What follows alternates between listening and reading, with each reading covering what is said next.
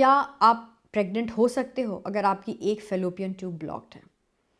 ये एक बहुत बड़ा सवाल होता है और ये औरतों के पास होता है, ये उनको काफ़ी सताता है बिकॉज़ बहुत सारी औरतें ऐसी हैं जो प्रेग्नेंट तो होना चाहती हैं, माँ बनना चाहती हैं, लेकिन आईवीएफ नहीं कराना चाहती हैं।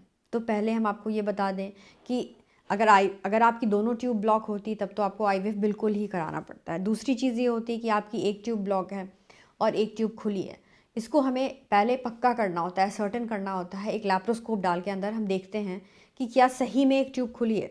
बहुत बार हम जब लैप्रोस्कोप अंदर डालते हैं तो ऐसा भी होता है कि जो ट्यूब बंद पड़ी है उसको हम खोल सकते हैं अगर वो नॉर्मल दिखती है तो।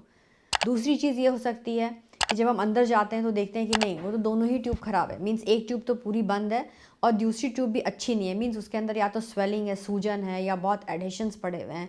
मतलब वो ट्यूब खुली है लेकिन वो फंक्शनल नहीं है किसी भी तरह से। उस केस में भी पेशेंट को हम एडवाइस कर देते हैं कि आपकी ट्यूब खुली है लेकिन वो नॉन फंक्शनल है, इसलिए वो किसी काम की नहीं है, वो आपको प्रेगनेंसी नहीं देगी, तो आप आईवीएफ करा लो। तीसरा ऑप्शन ये होता है कि हमने लैप्रोस्कोप अंदर डाला, एक ट्यूब बंद है पूरी और एक ट्यूब अच्छी सी खुली है।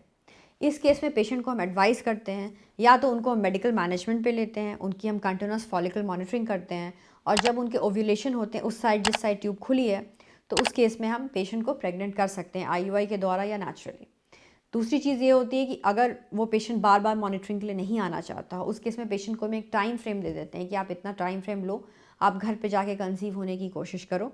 अगर आप कंसीव हो जाते हो तो सही है, वरना आपको लेटर ऑन आईवीएफ कराना पड़ेगा। बिकॉज बहुत बार ऐसा होता है कि उस तरफ के साइड में ओव्यूलेशन ही नहीं होता है पेशेंट को। हर वक्त ओव्यूलेशन दूसरी तरफ ही होता है जिस तरफ से ट्यूब बंद होती है।